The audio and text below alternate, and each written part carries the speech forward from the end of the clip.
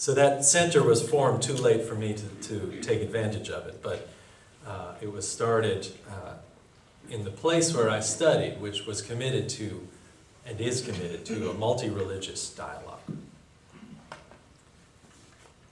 A historian from that school named Dr. Susan Ritchie from Starking School has done significant work on this connection between Unitarianism and Islam, and I touch on it to some degree.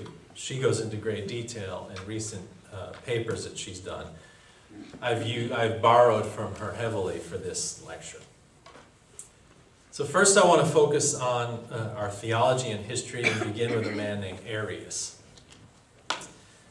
Arius was a man who was a church leader. He was a bishop in the church in Alexandria, Egypt, in the 4th century. In Egypt, 4th century, the year 300. Here was a man who was committed to his church, but he was also committed to a sense that there was not only one way to be a Christian. And at that time in Alexandria, there were 12 different churches, 12 different Christian churches, and they all had slightly different theologies. Arius's theology happened to say that, to simplify the notion, was to say that that he did not believe in the Trinity, that he believed in the unity of God, that Jesus was the closest to God, but was not of the same substance as God. He was known as, later on, as an anti-Trinitarian.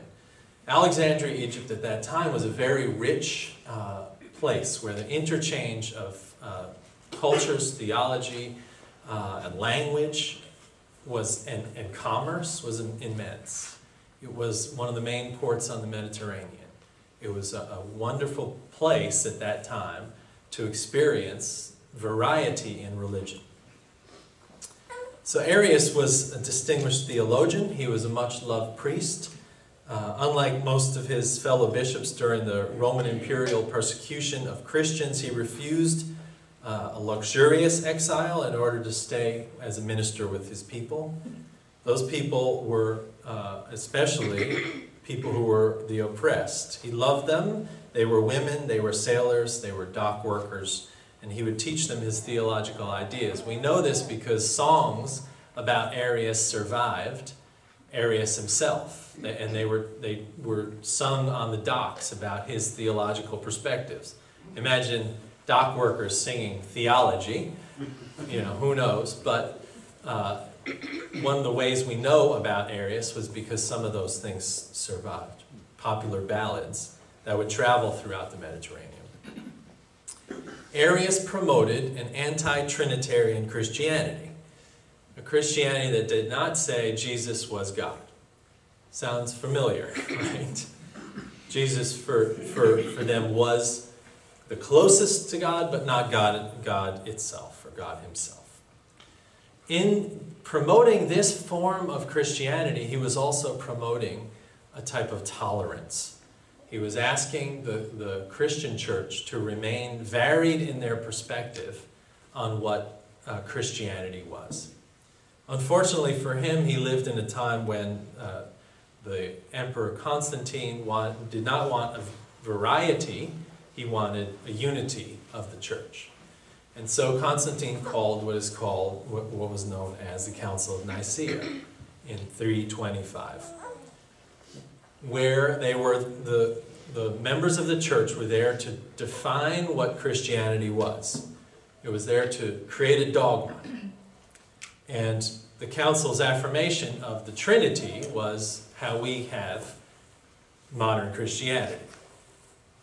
Those who grow up Christian grow up saying the Nicene or the Apostles' Creed, out of which came this statement of truth. And as soon as one statement is made in Christianity and everyone else doesn't agree there, those people are considered to be heretics. And so we see our heritage, Unitarian heritage, is coming strongly from that point of view, that there was more variety rather than one form of Christianity. Nicaea, interestingly, it was located in what is now called Iznik, Turkey. I'm probably not saying that well. Iznik's a small town in northwestern Turkey. Maybe you've been there, on the eastern shore of Lake Iznik. The council itself was summoned by the emperor, and it was held on his property. The contemporary accounts describe bishops thrilled to bask in the grandeur of the imperial palace, and they were there to debate this theological position. Was Jesus man or was he God? Essentially.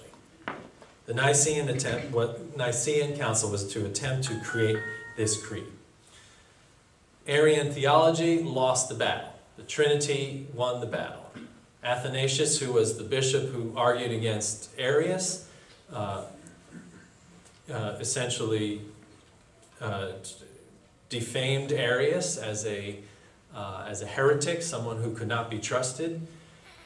He said that when Arius had stomach problems after the debates, that it was God who did this to Arius because of his heresy. And in fact, some say it was because he was poisoned.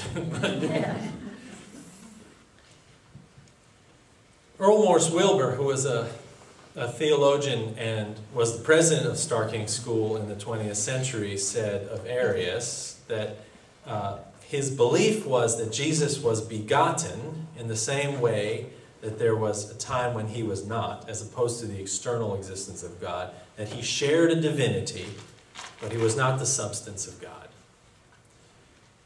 In this obscure, in some way uninteresting theological subtlety for most of us,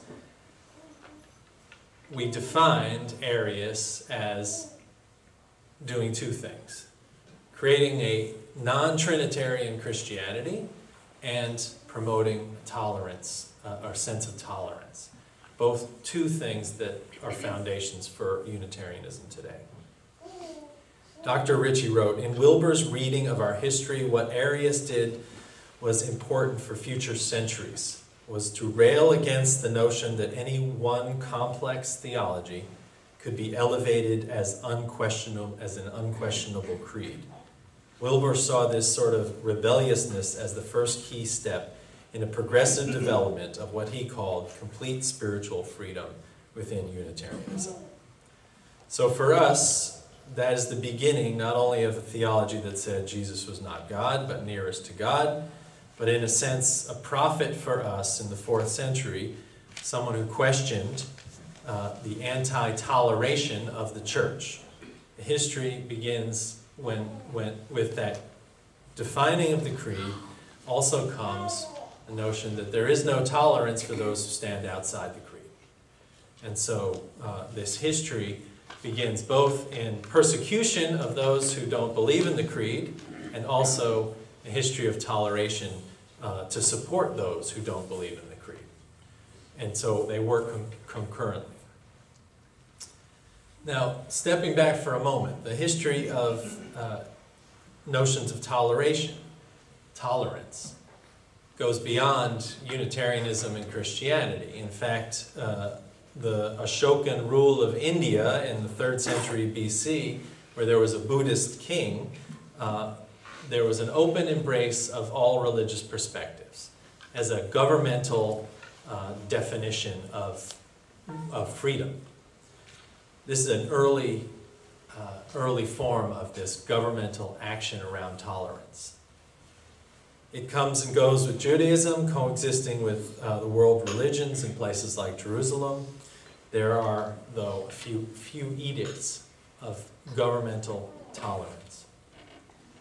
It appears in Islam, with Muhammad in Medina, if I'm not mistaken, declaring that the rights of Jews, Christians, and Muslims to practice their religion freely was to be preserved, correct? So there's much to say about this notion, but what I want to point to is one edict of tolerance that made Unitarianism possible and connect some dots for you. This edict of tolerance appears in the Kingdom of Transylvania, in what we would know as Hungary, in the 16th century. Now, the theological connection between Arianism, that anti-Trinitarian